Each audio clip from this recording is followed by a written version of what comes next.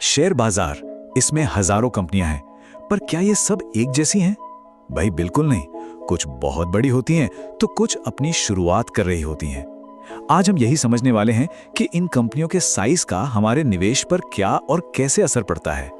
तो सबसे पहला और सबसे जरूरी सवाल, क्या सारे स्टॉक्स एक जैसे होते हैं? सुनने में तो ये बहुत आसान लगता है ना? लेकिन इसका जवाब सही मायनों में निवेश की दुनिया के दरवाजे खोलता है और हमें बेहतर फैसले लेने में मदद करता है।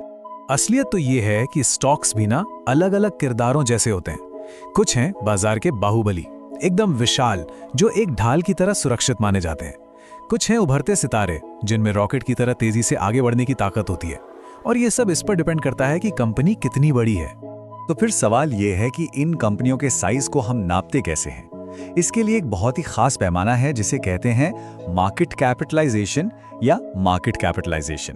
चलिए इसी को जरा समझते हैं। मार्केट कैप या फिर मार्केट कैपिटलाइजेशन, इसका मतलब बड़ा सीधा सा है। ये वो कीमत है जो पूरा शेयर बाजार मिलकर किसी कंपनी की लगाता है।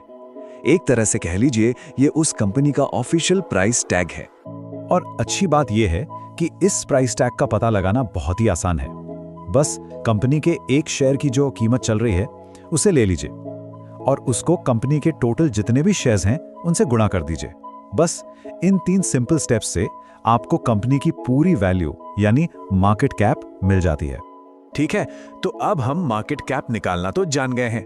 तो चलिए अब देखते हैं कि इसके बेसिस पर कंपनियां किन 3 मेन कैटेगरीज में बांटी जाती हैं। यह है बाजार के 3 बड़े खिलाड़ी, लार्ज, मिड और स्मॉल कैप। सबसे पहले बात करते हैं लार्ज कैप्स की। ये हैं बाजार के टाइटन्स यानी दिग्गज। ये वो बड़ी बड़ी जानी मानी कंपनियां हैं जिनका नाम हम सालों से सुनते आ रहे हैं।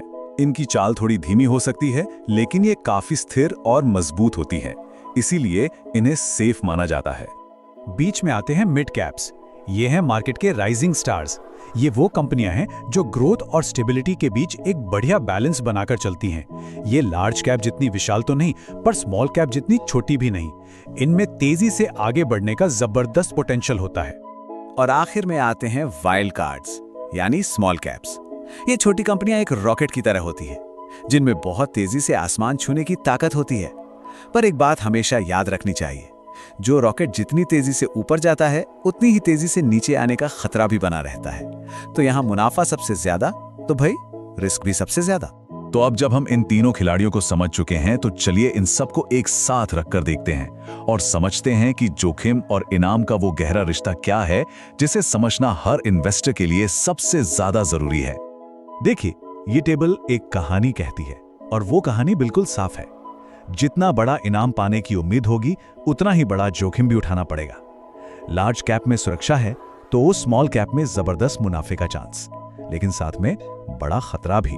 तो आखिरकार ये इन्वेस्टर पर ही निर्भर करता है कि वो कितना जोखिम उठाने को तैयार है। तो इन सब बातों को जानने के बाद अगर कोई आज से ही अपनी इन्वेस्टमेंट जर्नी शुरू कर रहा है, तो उसे किन बातों पर गौर करना चाहिए और वो कौन सी आम गलतियां हैं जिनसे बचना चाहिए, चलिए इसी पर बात करते हैं। देखिए, जब कोई नया निवेश की दुनिया में आता है ना, तो कुछ गलतियां बहुत कॉमन होती हैं। पहली, सिर्फ जल्दी पैसा बनाने के चक्कर में सीधे स्मॉल कैप में कूद जाना। दूसरी, हर कैटेगरी का रिस्क लेवल समझे बिना ही पैसा लगा देना। और तीसरी और सबसे बड़ी गलती, अपना सारा का सारा पैसा बस एक ही तरह की कंपनी में डाल देना। एक बात हमेशा याद रखिए, एक अच्छा इन्वेस्टर बनने का पहला कदम है कंपनियों को समझना। तो आज के लिए एक छोटा सा मिशन है, कोई भी ऐसी कंपनी चुनिए जिसे आप जानते हैं, जिसके प्रोडक्ट्स इस्तेमाल करते हैं।